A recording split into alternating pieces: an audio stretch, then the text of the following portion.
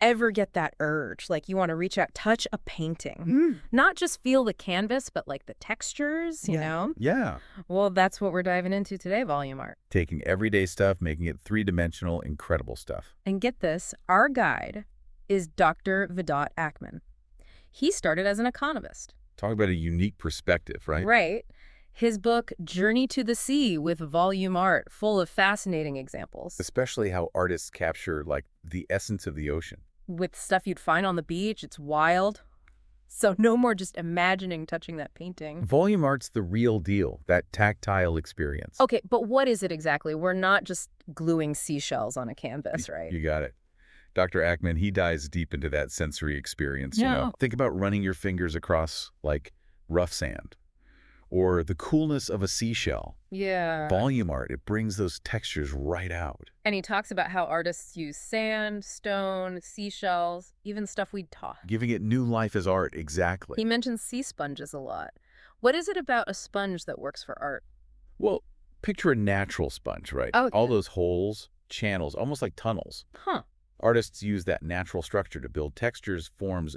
It's really unique. So they're using the ocean's own, like, building blocks. In a way, yeah. And speaking of building, Dr. Ackman mentions Louise Nevelson. She used trash in her work. Furniture, scraps of wood, can you imagine? That's wild. Revolutionary, really. It wasn't just trash to treasure, it was a statement. A statement about Consumerism, city life, all that back in the 20th century. Wow. One of our most famous. Sky Cathedral, all found objects. Now that's repurposing. Then there's Joseph Cornell and these surrealist boxes. Ah, Cornell. Got to understand a bit about surrealism first. It's about... Dreams, the subconscious, all that. Exactly. Yeah. His boxes are like little peeks into that world. Huh. Miniature theaters, photos, maps, trinkets, all arranged behind glass. Sounds random. But it's not. Each object, carefully chosen, symbolic, you have to unlock it. So you're not just seeing, you're deciphering their language. Like a puzzle. But you're figuring out connections, not fitting pieces. I like that. And Cornell, what makes his boxes so captivating in volume art, you wanted to touch them, Yeah. hold them, feel the textures, get closer to those mysteries. It's true. That urge to reach out and touch, that's what elevates it. From just looking to a whole experience, Yeah. it's like he's giving you the key, but you got to find the right door. And that's the beauty of it, that search. Speaking of beauty, Dr. Ackman mentions David Smith, but his work's like the opposite of those Cornell boxes. Oh, yeah. We're talking huge steel sculptures, completely different vibe. That's a great comparison. Smith, he was all about pushing boundaries. How so? Took steel, industrial, and made it monumental. Okay. But it's the space, how he plays with it. That's what gets you. What do you mean? Like, take QBXE8, bunch of steel cubes, right? Simple. Yeah. But you stand there amongst them, the light, the space. It becomes part of the art itself. Exactly. Smith takes something so cold, makes it dynamic. And then there's Eva Hess. She used materials you wouldn't expect, latex, fiberglass. For sculpture, it's unexpected. Hess, now she was an innovator. Think delicate, almost see-through, often draped, hanging. There's a vulnerability there. The materials make it stronger. It's like the opposite of what you'd think, right? Those materials, but so fragile looking. Exactly. And that tension, that's what makes it work. Industrial yet organic. Makes you rethink those materials entirely. It's amazing, volume art, how it covers so many styles, emotions. Right. From Nevelson making a statement to Cornell's dreamscapes. Smith's huge pieces, Hess's delicate forms. Makes you wonder, how do they even start these things? Well, Dr. Ackman, he breaks it down into 6 steps. 6 steps. There's a process. Oh, yeah. And the first one is key planning. So it's not just like winging it with the glue gun. Not quite. Think of it like building a house. Oh, okay. I wouldn't just start laying bricks without a blueprint, would you? Fair point. Same with volume art. Thinking about the concept, the message. And the materials, how it all works together. It has to be a whole... So vision first, then the glue sticks. Exactly.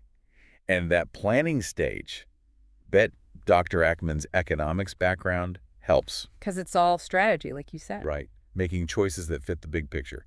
Then you choose and prep the materials. Which is interesting too, right? How so? It's not just random stuff. These objects have a history. Oh, absolutely. Yeah. Dr. Ackman talks about that. The history, texture, color, it all feeds in. Like if you used a piece of driftwood. It's not just wood anymore, it's the ocean, Shaped by the waves, the salt, everything. Each object brings its own energy. And then you put it all together. Assemblage. That's got to be where the magic happens. That's the three-dimensional puzzle, but you're making the pieces as you go. So you have to, like, find the fit, literally and figuratively. Exactly. Dr. Ackman, he's big on balance, harmony. Can't just glue randomly. Right, you're thinking about placement, texture, how they all talk to each other. It's a visual symphony, but with textures instead of notes. You got it. And it's not just the objects themselves either. Oh. Dr. Ackman talks about negative space, the emptiness. So it's like music, the silences matter as much as the sounds. Exactly. Gives your eye a break. You appreciate the forms more. And of course, you've got color.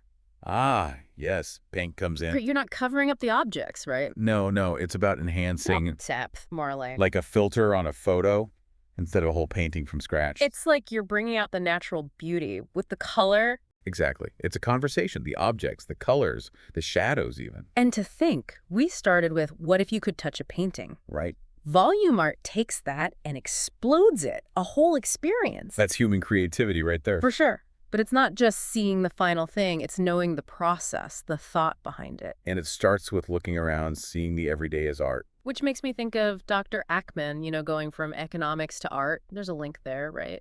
Interesting point. Both are about patterns, connections, building something new. And let's not forget the sea in the book's title. Journey to the Sea with volume art. He's drawn to those ocean materials. The vastness, the mystery of it all. Trying to capture that feeling of something bigger than us. And he uses materials we connect with so strongly. Think about it. Close your eyes.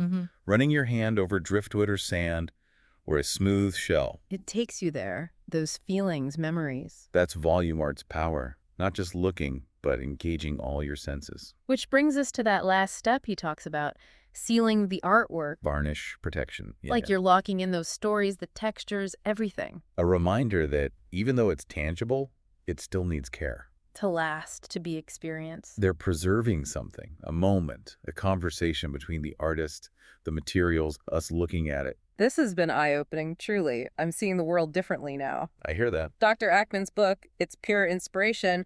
Can't wait to see what our listeners come up with. I'm feeling it too. Yeah. And remember, you don't need fancy stuff, just an open mind. Grab some interesting objects, let your imagination go wild. Who knows, maybe you'll be on a future deep dive, showing your work. No, that'd be something. But for now, everyone should check out Dr. Ackman's work, links in the show notes. Don't miss it. And on that note, we'll wrap up this volume art deep dive. Thanks for joining us. Remember, art's everywhere, the everyday, the textures, the stories waiting to be told. Until next time, keep exploring, keep creating, and keep those creative sparks flying.